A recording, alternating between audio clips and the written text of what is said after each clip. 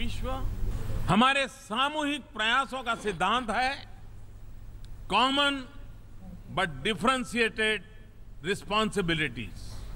That remains the focus of India's stand on climate change.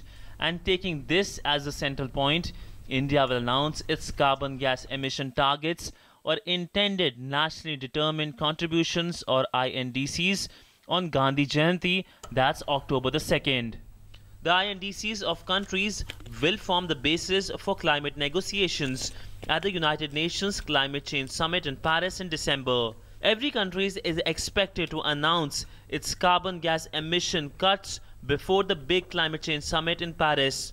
We had sought permission to declare our INDCs on the 2nd of October. As you all know, the deadline is the 1st of October, but the 2nd of October has a special significance for us, for all of us, because it is the birth anniversary of Mahatma Gandhi, a person who was passionately committed to the cause of environment, who was a champion of sustainable development. Many believe climate change policy, which will be announced on Gandhi Jayanti, will be a major one. During his speech at the UNGA, Prime Minister talked about climate justice, highlighting the need to shift focus so that the interests of the weakest section of the society can be preserved. Climate justice is a catch-all phrase to put focus on India's standard position, that is, that the developed countries must bear larger responsibility for environmental degradation.